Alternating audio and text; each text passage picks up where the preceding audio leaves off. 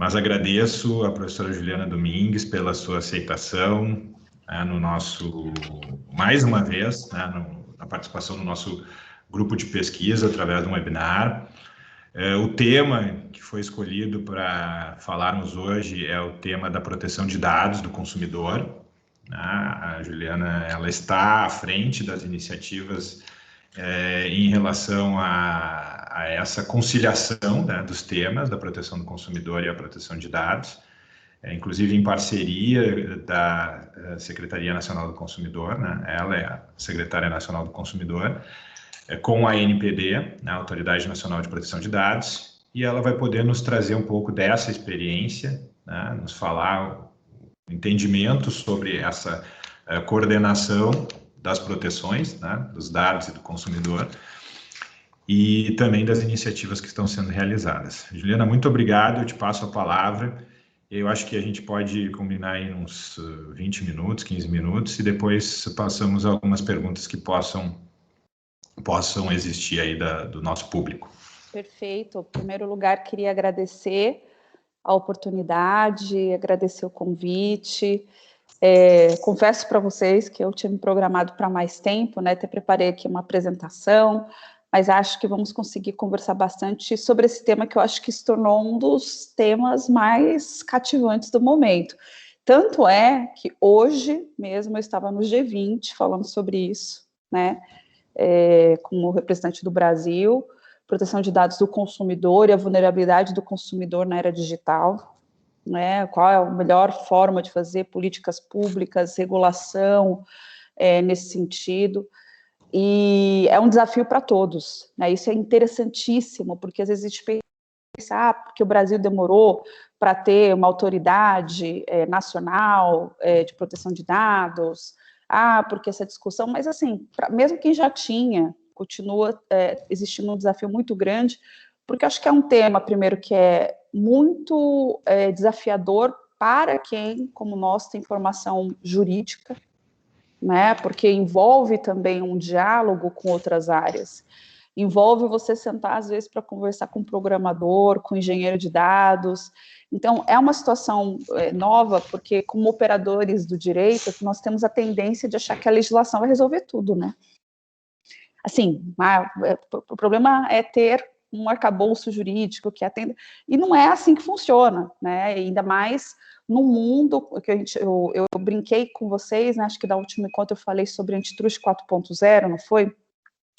Salvo engano, foi isso que nós falamos a última vez. Sim. Professor Rafael, pode me corrigir? Então, assim, se já existiam desafios, né, para o próprio direito concorrencial, com relação a quais remédios adotar, etc., quando nós vamos para daí outra, eu falo que é uma árvore, né, que você tem bem-estar do consumidor, e aí você tem essa regulação das relações de consumo pela Secretaria Nacional do Consumidor, e a concorrência, apesar do foco não ser o consumidor, o foco é o bem-estar do consumidor, né, o consumer welfare é ainda a base. Então, de algum modo, todos estão trabalhando, né, para trazer aí benefícios, externalidades positivas, etc., para o consumidor. E quando a gente vai falar de dados, é super interessante, né? Por exemplo, essa questão toda da privacidade do WhatsApp é um tema que a gente poderia ter uma leitura pela lente do direito à privacidade, né? Mas também tem uma leitura de direito público, porque é um tema que está sendo tratado pelo CAD, pela NPD, pela Senacom, com diferentes lentes, né? Então, são fenômenos que, mais uma vez, eles entram numa esfera interdisciplinar, que eu acho que é muito interessante, eu acho que cada vez mais, e queria parabenizar o professor por promover esses diálogos, que eu vejo que vocês vão muito por essa linha também, né, da interdisciplinariedade, eu acho que nós, cada vez mais, vamos precisar que os nossos estudantes comecem a olhar esses fenômenos de uma forma realmente mais holística, né, mais transversal, que é o que faz sentido realmente para você também achar soluções jurídicas adequadas. Eu não sei nem se consigo compartilhar a minha tela. Não, olha só, não está aparecendo aqui minha apresentação, acho. Ou tá? Vamos ver se eu consigo. Eu consegui compartilhar a minha apresentação? Não, mas tu está autorizada, Julia. Tá? Tá como apresentadora. Deixa eu ver aqui como é que eu faço. Se eu não conseguir, é uma pena, mas... Do lado do sair, ali em cima à direita, pelo menos para mim, aqui tem o compartilhar. Tá aqui compartilhamento de tela. E aqui no meu compartilhamento de tela é interessante, porque não aparece Não mesmo. aparece a opção do PowerPoint ou do... Deixa eu tentar de novo, mas assim, não vai prejudicar em nada, mas é sempre legal, né, quando você tem a apresentação para poder compartilhar, mas eu acho que dessa vez eu não vou conseguir aqui. Hoje eu estou sendo sabotada pela segunda vez. Eu tive que mudar até de computador aí durante essa apresentação do G20, porque não tinha jeito, eu não conseguia compartilhar a tela. E quando a gente vai falar de direito do consumidor, né, e proteção de dados, é interessante primeiro também pensar que para algumas questões o Código de Defesa do Consumidor já trazia alguns elementos importantes, né? Por exemplo, compartilhar dados do consumidor já era uma vedação que poderia ser protegida pelo Código de Defesa do Consumidor, né? Mas quando a gente vai falar dos incidentes, eles se tornaram cada vez mais complexos, e mais do que isso, nós estamos vivenciando um momento muito diferenciado em que, até por conta da pandemia, né, porque a gente teve os efeitos das medidas sanitárias, de isolamento social, muitos consumidores começaram, pela primeira vez, a fazer várias operações pela internet, e não estavam habilitados antes a conseguir, de fato, operar no ambiente digital com segurança. Então, nós temos perfis diferentes e vulnerabilidades diferentes. A vulnerabilidade do jovem é porque, eu falo, né, o jovem é exibido.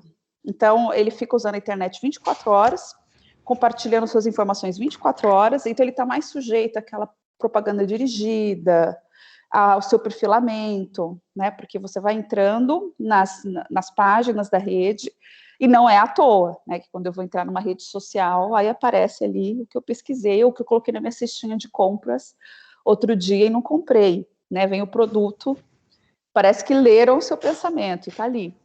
Então, se entrarem no meu Instagram, vai ser totalmente diferente da do professor Rafael, ou talvez não, se ele gostar de vinho, por exemplo, pode ser parecido. Tudo vai depender realmente do nosso perfil, e isso realmente acontece, né? Então, nós tivemos um caso na Senacom super interessante de geopricing, e que, vejam, né, se a gente for pegar pela perspectiva do direito concorrencial, por exemplo, não teria um problema real, mas da perspectiva do consumidor, sim, porque a transparência e a informação ao consumidor ela é obrigatória. Né? Então, o consumidor tem que saber que ele tem um preço diferenciado por conta do perfil que foi feito com base nos seus dados e informações que ele nem sabe que foi coletado. E tinha preços diferenciados para o europeu e para o brasileiro. E por que será? Olha que interessante, o perfil do europeu em hotel, na Europa, é o perfil do cara que fica na piscina, pede uma bebida, janta no hotel. E o brasileiro, geralmente, ele não gasta no hotel. Então, o preço para o brasileiro, assim, tem uma racionalidade econômica? Tem, né? Falou assim, por que você está fazendo preço diferente, né, para um e para o outro? Tem racionalidade econômica. Mas, pelo nosso Código de Defesa do Consumidor, isso é uma violação. Como agora, né, nós abrimos uma investigação, é público, então eu posso falar, né, da Trivago, é meu DPDC até, eu já fui DPDC, né, agora estou sendo secretária, então eu até brinco que agora eu posso até ser a good cop, né, porque eu faço a revisão, então, o bad cop é meu DPDC. Bad cop é DPDC. E aí ele abriu a investigação depois de um tempo, por quê? Porque no caso da Trivago, a Trivago, ela não informava que nas buscas ela colocava na frente aqueles que pagavam um anúncio diferenciado para ela. Né? Ela tem incentivos para fazer isso, óbvio que ela tem, né? Mas ela não colocava conteúdo patrocinado, e isso é uma obrigação pelo Código de Defesa do Consumidor. Né? Então, por que eu estou dizendo tudo isso? Porque envolve dados, envolve proteção do consumidor, e a nossa autoridade, ela ainda é um bebê de 6 meses. Ela ainda nem foi desmamada, né? A lei também do materno tem que ser no 2006, mas ela está ali. E ela não tem nem poder para aplicar sanção ainda. Isso é só a partir de outubro. Então, quando começou toda essa discussão, a gente já tinha a agenda do consumidor, da era digital, vulnerabilidade do consumidor no e-commerce, tudo isso é a agenda da Senacom nas políticas públicas internacionais, da OCDE, da UNCTAD, são os grandes temas discutidos nesse momento. Até o Mercosul agora começou também a discutir isso, aqui, e eu acho que faz todo sentido, né? Também vocês estão quase ali na divisa já, né? Com todo mundo ali, com todos os países, que eu acho muito bacana. Estou esperando depois o convite do professor Rafael pessoalmente, hein? Quero ir para Porto Alegre. Já foi convidada, né? Desde a outra vez. Eu estava com o Eugênio agora há pouco, outro gaúcho. Martesini? Martesini é um grande amigo nosso também. Que legal, que legal.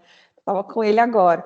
Mas falando exatamente sobre isso, então quando eu falo, a Senacom está aplicando a Lei Geral de Proteção de Dados, a Senacom está aplicando o Código de Defesa do Consumidor e ela faz referência ao Marco Civil da Internet e à Lei Geral de Proteção de Dados. Mas o que motiva, né, o que vincula a nossa atuação, o que leva a Secretaria realmente a atuar nesses casos, é o Código de Defesa do Consumidor e as competências que já existiam no Código. Né, porque o direito do consumidor, eu falo que é um direito que nós temos desde que a gente nasce, né? Você nasce consumidor. Primeira coisa que o bebê vai lá e recebe, coloca uma fralda no bebê. Né, você vai lá e já usa seu plano de saúde. Você está exercendo toda hora seu plano, né? As relações de consumo, elas são constantes. Então, a gente está falando de algo. Quem são os consumidores brasileiros? Todos. Todos nascidos no Brasil são consumidores brasileiros. E o que são essas relações? São todos os tipos de relações, né? Então, eu falo no mesmo dia que eu sempre brinco, mas é verdade, eu falo no mesmo dia de Open Banking e falo no mesmo dia de preço de cesta básica, de plano de saúde, né, e problemas com remarcação de voos, ou seja, é tudo que é um universo sem fim, né, de tantas afetações também nós tivemos aqui durante a pandemia, coisas que a gente nem imaginava, né, como desabastecimento de produtos que se tornaram produtos essenciais, e tudo isso muito explicado pelo mercado, né, que a oferta e demanda ficou totalmente desregulado para alguns produtos e serviços. Então, é muito interessante que daí também os consumidores no ambiente digital, aqueles que inclusive tinham mais dificuldade, eles começaram a usar os instrumentos que eles tinham e muitos compartilharam dados, foram compartilhando dados, o que também justifica, né, justifica que eu digo, a gente consegue identificar a razão de ter mais incidentes relacionados, fraudes eletrônicas. Eu tenho certeza que todo mundo que está aqui nessa sala ou já foi clonado, ou conhece alguém que já teve o telefone clonado, né, assim, meu marido foi vítima disso, né, então temos ainda uma situação muito especial que eu digo, quando ocorreu a primeira vez que nós tivemos aí as medidas de lockdown, de medidas sanitárias, etc., quando nós entramos com aquela portaria número 15 de 2020 do consumidor.gov.br, obrigando as plataformas digitais a ingressar no consumidor.gov.br, é porque muitas delas, e eu acho que o modelo é disruptivo, o modelo é de inovação, eu acho super legal, mas elas não tinham canal de comunicação com o cliente, elas não tinham saque ativo, elas não estavam acostumadas com aquela demanda. Então, nós vimos todo mundo usando, né, o aplicativo de compras, aplicativo de transporte, e não tinha canal para reclamar. Não tinha canal para reclamar. Então, isso tudo, veja, políticas públicas criadas para atender, né, e nós queríamos também ter um espaço para o consumidor poder relatar problemas com relação à proteção dos seus dados. Eu brinco que eu descobri, né, que nada é de graça, que a gente fala, o Waze, São Paulo Waze é uma maravilha, né, o Waze é de graça, iFood é de graça. Não, nada é de graça, seus dados têm valor, né, tanto que a primeira vez que eu pedi um iFood, eu lembro até hoje, e eu não estava na minha casa, apareceu lá, você está pedindo de um lugar que geralmente você não pede. Eu falei, como assim? Você está me rastreando? Né? E é um pouco isso, né? Porque vai pegando seus hábitos, né? Também, e isso vai criando um valor para a empresa. Então, é ilegítimo, não é legítimo, a gente pode até deixar isso para uma outra discussão.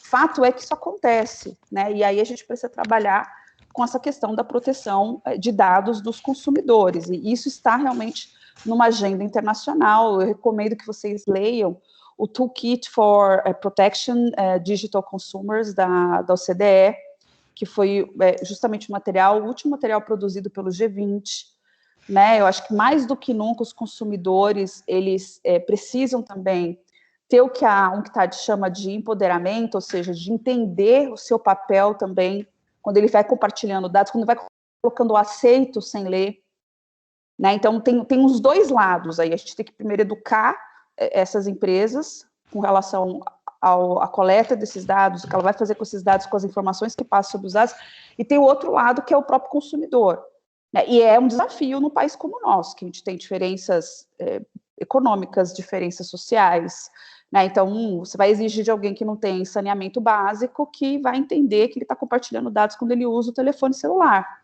É difícil. Então, a gente tem a Escola Nacional de Defesa do Consumidor, que faz esse trabalho, que é de educação para o consumo, que tem aí todo o material voltado para isso, que nós estamos elaborando até pelo Acordo de Cooperação Técnica com a ANPD, porque isso é um outro lado que a gente vai ter que trabalhar, né, da educação para o consumo. Mas temos também a parte repressiva, né, e a parte preventiva e repressiva. Quando se fala de vazamento de dados, o melhor é sempre trabalhar preventivamente, porque uma vez que o dado vazou, ele vazou. Né? Não tem o que você fazer, né? É igual você abrir uma barragem, como é que você volta tudo? Então, isso é extremamente difícil, é um desafio novo que foi posto, né, para todos. Eu acho que, especialmente, né, agora pensando do meu lado do balcão, para as autoridades, a gente tem uma dificuldade tremenda, identificação de autoria. A identificação, quem estava ali, quem vazou os dados, né? Quem que você vai responsabilizar? Né? Então, se já existiam discussões, nossa, tem agora cartel por algoritmo. A gente está falando de vazamento de dados e que a gente tem que ver de onde veio e quem você responsabiliza. Olha, foi a empresa tal, mas quem que você vai responsabilizar, né? Então, é difícil, realmente, mas eu acho que o acordo de cooperação técnica que nós firmamos com a ANPD também facilita para a autoridade que está ainda na fase estruturante já ter esses dados e informações da Senacom. Por exemplo, a gente tem mais de 40 casos em curso relacionados a compartilhamento indevido de dados de consumidores e vazamento de dados, incidentes envolvendo dados de consumidores. Nós já trabalhamos também com várias políticas públicas favoráveis ao que a portabilidade de dados traz de benefício para o consumidor. Por exemplo, o Open Banking é algo revolucionário do ponto de vista que a gente está falando de um mercado que sempre foi muito concentrado, com poucos agentes econômicos, né, o setor bancário mas o Open Banking, se ele for usado para o bem, ele é muito positivo com relação à facilidade que o consumidor tem hoje de transferir, né, a sua conta, seus investimentos para uma outra instituição financeira. Só que quando nós fomos avaliar pelo Banco Central, inclusive, né, os benefícios para o consumidor, etc., a gente até colocou os PROCONs juntos com o Bacen para construir um guia para explicar o que é isso. Porque, na dúvida, aquele que trabalha na ponta para proteção e defesa do consumidor vai falar, olha, toma cuidado, né? E aí você pode matar a inovação também, que pode ser positiva. Então, é importante, assim, trabalhar com transparência, acho que transparência é super importante, trabalhar também com os aspectos que trazem as externalidades positivas para o consumidor, mas garantir para o consumidor que aquele dado, aquela informação, primeiro, que ela é necessária. Né, tem uma discussão super grande agora com relação a tudo você tem que dar seu CPF. Então, primeira coisa, se é necessário. Segundo, né, se o consumidor entendeu, né, que esse dado vai ser, de alguma forma, armazenado, vai ser, de alguma forma, compartilhado. Né? Então, tem questões muito simples, se você for ver, de transparência e de qualidade da informação para o consumidor. Então, por exemplo, também, depois que entrou a questão do Open Banking, a gente foi ver que várias instituições financeiras, você entrava na página e você não conseguia achar onde estava a possibilidade de portabilidade. Você tinha que entrar em várias janelas até chegar no caminho. Isso não é interessante para o consumidor. Se é difícil, vamos falar aqui, né, professor Rafael, se é difícil para alguém que tem um doutorado, imagina, então, né, o consumidor médio brasileiro. Então, essas questões todas são trabalhadas com essas políticas públicas que são relacionadas, né, à proteção de dados e consumidor, ou seja, sempre eu acho que a gente tem que parabenizar, né, sempre que tem uma inovação, por exemplo, Pix. Pix foi também uma inovação recente e que tem todo o mérito, né, e acho que a gente tem que só trabalhar para as correções, às vezes, do produto, quando ele expõe de alguma forma ou prejudica o consumidor de alguma forma, e aí vem, né, o feixe de luz do Código de Defesa do Consumidor. E tem a questão, né, de como que uma plataforma pode utilizar os nossos dados, né, assim, identificando nossos hábitos, nossas atividades, manipulando os lados. Tem uma história legal, né, que não sei se já contaram para vocês, mas aquela de um engenheiro que ele entrava no computador dele e ele só via produto para bebê. Chupeta, fralda, berço. E ele falou, mas o que é isso? E começou a receber cupons na casa dele. Nos Estados Unidos tem muito essa história de mandar cupons, né? Mas por que eu estou recebendo cupons? Passou um tempo, ele descobriu que a filha de 17 anos estava grávida. Ou seja, ele usava o computador dele, mas ele não tinha a menor ideia por que estava aparecendo aqueles produtos ali. A inteligência artificial, o ambiente digital, né, os mecanismos de machine learning estão todos identificando nossos hábitos e atividades. E eles manipulam os dois lados, né? Por isso que tem discussões maravilhosas que a gente poderia fazer aqui sobre esse tema, tá? Pegando casos concretos, a questão da personificação de preços. Pode ou não pode? Né? Como eu disse, aqui no Brasil, pelo nosso Código de Defesa do Consumidor, o consumidor tem que ser informado que isso acontece. Né? Isso cria barreiras à entrada? Cria também. Qual vai ser o aplicativo que vai concorrer com esses que já tem toda uma massa crítica de dados já construída, com os consumidores utilizando? Né? Ou seja, eles conseguem manter o que a gente chama de dominância de mercado, conseguem alavancar também participação em outros mercados, que acho que foi o caso até da Amazon, que eu acho que eu passei para vocês da outra vez. Mas na Senacom tem um caso interessante, da época que eu ainda era diretora, que foi um caso de reconhecimento facial. Né? Uma varejista bem famosa, brasileira, ela criou uma experiência dentro das suas lojas, dos seus pontos de venda, em que ela fazia o reconhecimento facial dos consumidores com relação às suas emoções. Sabe aquela coisa de você pegar o produto e conseguir identificar se você ficou feliz com aquele produto? Porque eles queriam maximizar a experiência do consumidor na loja, entender quais são os produtos que geram emoções positivas no consumidor, etc. É tudo muito interessante, se for ver assim, poxa, parece, né, algo até benigno. Mas qual que foi o problema desse caso? As preocupações, né, consumeristas, porque o reconhecimento facial possibilitava a criação de uma experiência personalizada. Eles tinham lá o Video Analytics, né, que fazia um mapa de calor, que demonstrava os pontos frequentados da loja, que eram melhores, conseguiam identificar o humor dos consumidores, tudo pela detecção facial. E eles tinham também um outro instrumento digital que fazia uma otimização do conteúdo publicitário no ambiente da loja, né?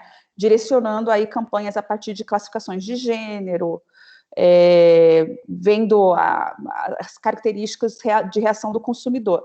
Todo o problema, né, era a ausência de consentimento por parte do consumidor, o dever de informação. Então, aquela história, né, de ter no cantinho da loja escondido atrás de uma arara, sorrir, você está sendo filmado, não era suficiente. Tanto que foi até uma entidade famosa, né, de direito do consumidor, que fez a provocação, né, com relação à violação da privacidade, da intimidade, da imagem e da vulnerabilidade do consumidor.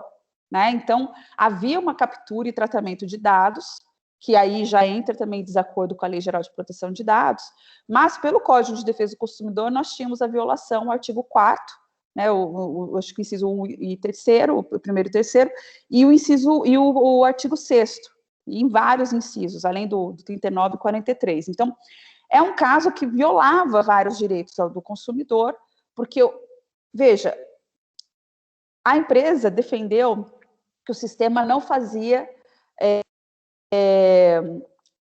o armazenamento dessas informações, que os dados eles deram de baixa precisão, que não era capaz de identificar Juliana Domingues, né? Ou seja, que eles fariam ali até uma certa anonimização, que seria só o fluxo, né, de consumidores, e que não tinha necessidade de consentimento, já que eles não faziam um tratamento específico desses dados, né? Então, essa foi a grande alegação da varejista.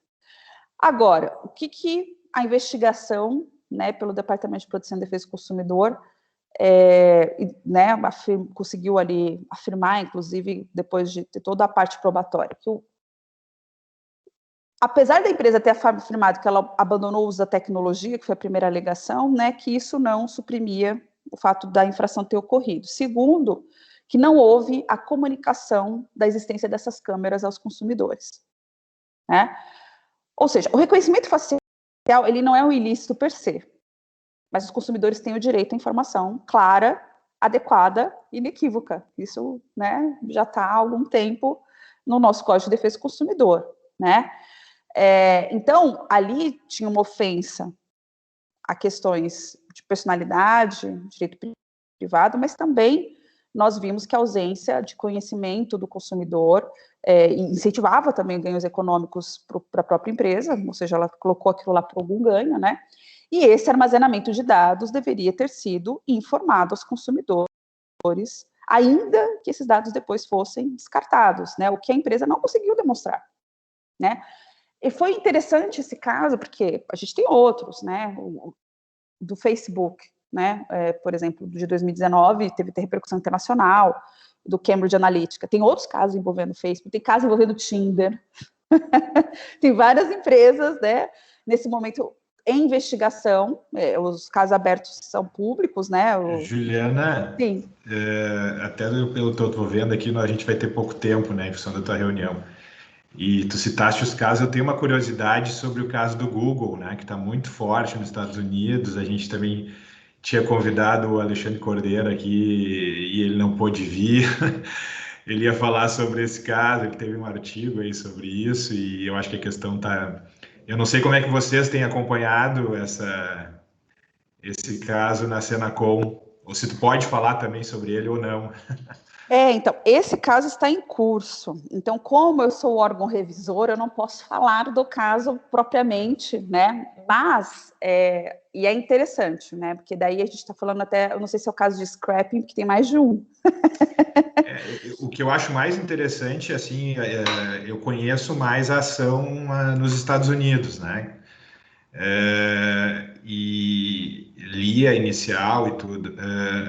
O que me parece muito interessante é a questão do poder de monopólio, de certa forma, Sim. que se estabelece sobre o serviço de buscas, né? Sim, sim. Tem um caso que foi aberto, posso falar da instauração, teve a abertura em 2019, inclusive, né, que está em curso, que foi recebida uma denúncia do Ministério Público Federal, né, com indícios da análise dos conteúdos de e-mails enviados pelos Gmail sem consentimento expresso dos usuários. Então, ali, inclusive, vai até também para o Marco Civil da Internet, e isso é interessante, nós temos um parecer super recente, dando spoiler, que agora, nesses casos que envolvem o Marco Civil da Internet, a gente pode aplicar a multa dentro daquele teto dos 10% do faturamento bruto do grupo econômico. O que pode chegar numa empresa como essa, né, é muito mais do que o teto que nós temos hoje, que eu acho baixo, porque quando a gente fala de 10 milhões de reais, para uma empresa do tamanho do Google, veja bem, gente, não quero aqui emitir juízo de valor, mas assim, para grandes empresas, para grandes grupos econômicos, ela está nas 10 mais que faturam no mundo, né? Então, você fala assim, a multa vai ser de 10 milhões. Muito provavelmente o ganho econômico dela é muito maior que esse, né? Com esse compartilhamento. Então, esse foi um caso aberto que eu posso comentar para vocês. Tem outros que estão em averiguação que eu não posso comentar, mas eu acho que são casos fascinantes, professor Rafael. E as empresas de tecnologia, elas trabalham muito também com o fato de que a gente tem essa simetria informacional. A gente não sabe exatamente que dados elas estão coletando, o que elas estão fazendo, né? Então, e isso tem efeitos concorrenciais, né? Então, você tentou trazer o Alexandre, ele faz a investigação que, enfim, ele estaria para o DPDC na Senacom, sim, né? E já teve que lidar com alguns, enfim, com alguns casos, inclusive casos que depois no CAD, né? E aí eu me permito a academia dizer que eu acho que até a nossa decisão ela foi mais conservadora, ela não foi na linha da União Europeia, da Comissão Europeia. A Comissão Europeia, a autoridade italiana, a autoridade alemã, elas têm sido bem arrojadas. O caso Facebook WhatsApp foi um caso que claramente a autoridade antitruste, ela foi muito além na Alemanha quando ela fala que não pode ter compartilhamento de dados, quando ela fala que tem que mudar a política de privacidade.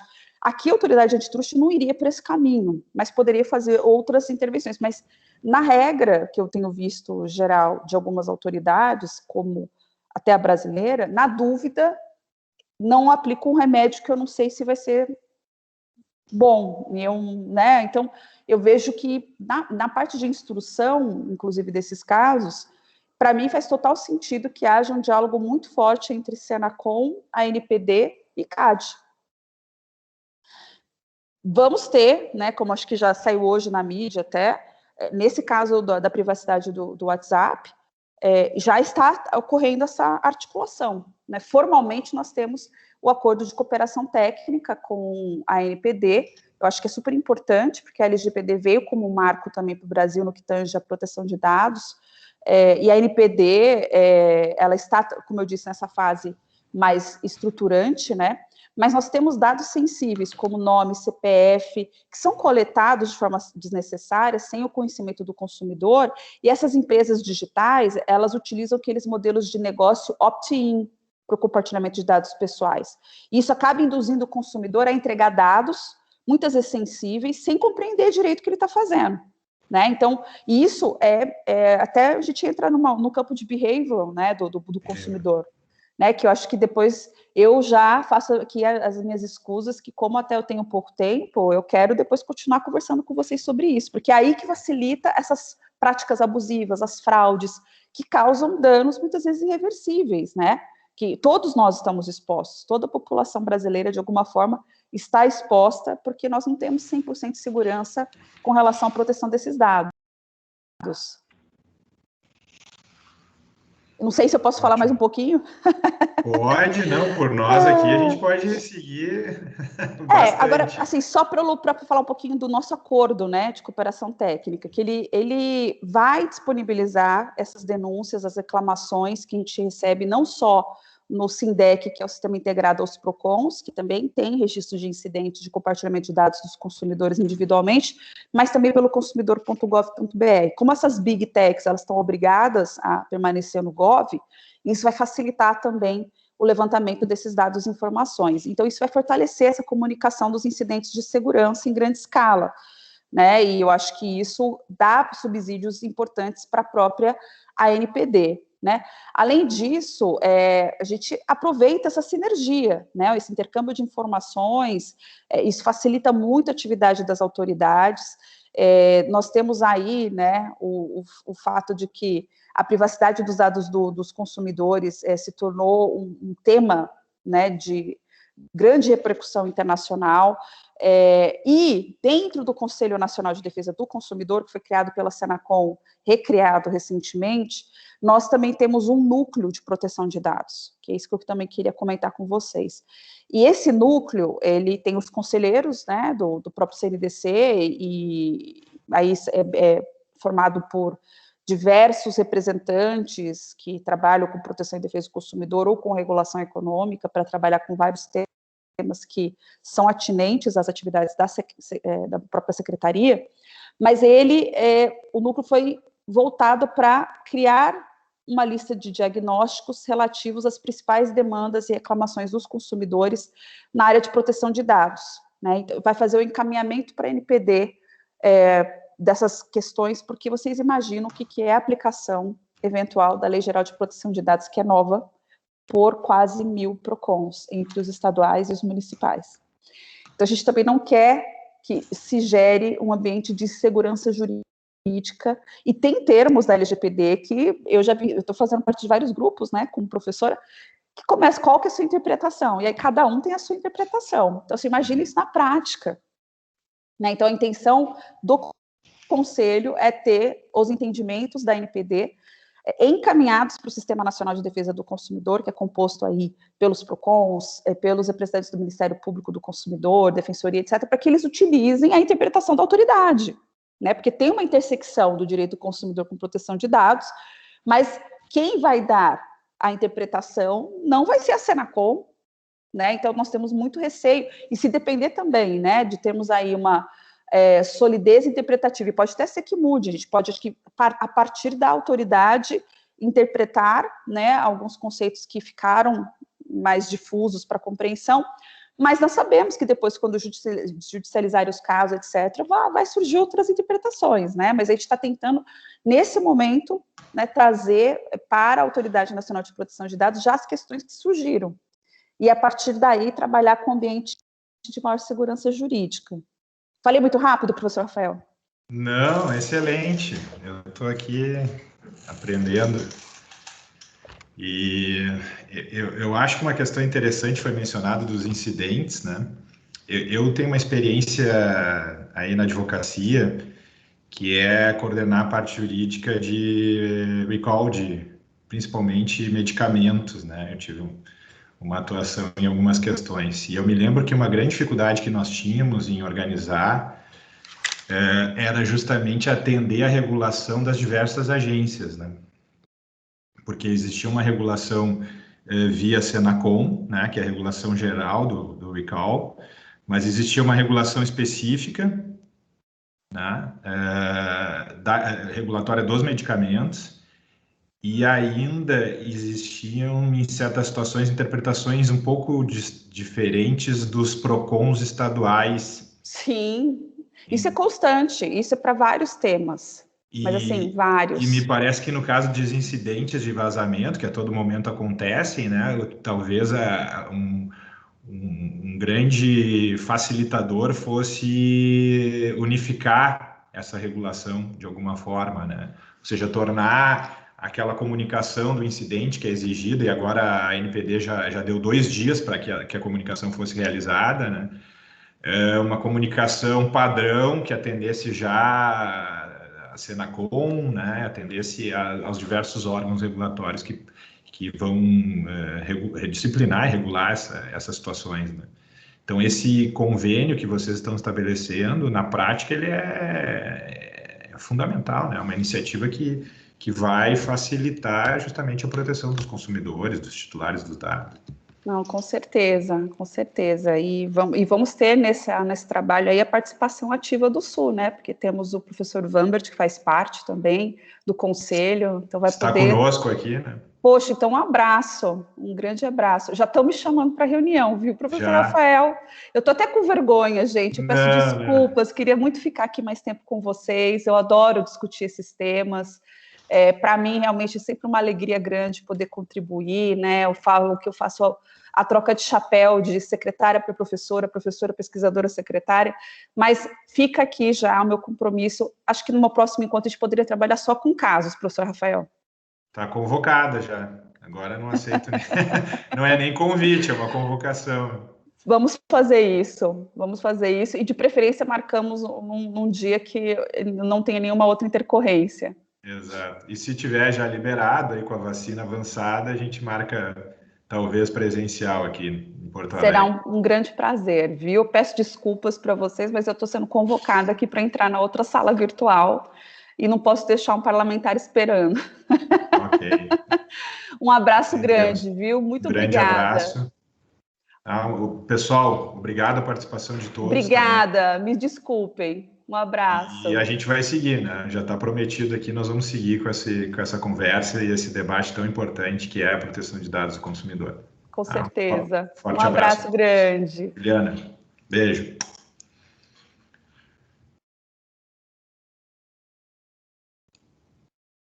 Queridos, queridas, muito obrigado, né? Vocês viram que a gente teve aí uma intercorrência, né, em função dessa convocação da Juliana para uma reunião com o senador, até, né, ela não me disse qual, e ela não podia postergar, ela disse que conseguiu postergar alguns minutos, inclusive, e a gente ficou um pouco prejudicado nessa parte do debate que normalmente nós fizemos aqui no grupo, né, que é abrir para que todos possam interagir com os nossos convidados, mas ao mesmo tempo ela se prontificou a retomar, né, esse diálogo. Então, certamente nós vamos marcar. No passado ela esteve aqui conosco também, discutindo algumas questões de concorrência, e tenho certeza que vai retornar, tá? E todos vocês já estão convidados desde já. Tá? Parabéns, Rafael. Espetacular. Vambert, né, meu amigo, gostei do copo aí do Colorado. Olha aqui, ó. Estava atento, hein? Saúde, saúde. Não estava ostentando o copo, mas tu é observador. É que hoje a gente pode, tá? Hoje em função aí da maior goleada na Libertadores, né? O 6-1 com gol de bicicleta, a gente... Naquele gol foi, né? A gente se dá esse direito aí. Mas não vamos dividir o grupo aí, nem... Peço desculpas aos co-irmãos, né? Mas apenas nesse momento. Então tá, pessoal, muito obrigado mesmo. Aqui a gente tem agora no grupo, tá? Até já adiantando para vocês alguns encontros bem interessantes nos webinars, né? Além dos encontros tradicionais do grupo, em que nós discutimos os vários temas de pesquisa dos participantes, nós vamos ter um próximo encontro com o professor Nuno Garopa, que é professor da George Mason, em Washington. É um dos grandes líderes aí da análise econômica do direito. A gente está trazendo aí os professores de referência sobre as diversas escolas de direito privado. Já trouxemos aqui o professor James Gordley, foi um evento muito bacana. E o próximo vai ser o professor Nuno Garopa, vocês vão ter mais informações em breve, né, para o final do mês. E no mês de junho já está confirmado o professor Ernest Weirup, né, que também é uma sumidade aí no âmbito da teoria e filosofia do direito privado no mundo, professor da Universidade de Toronto, que também vai estar conosco aqui para um webinar com o grupo. Tá?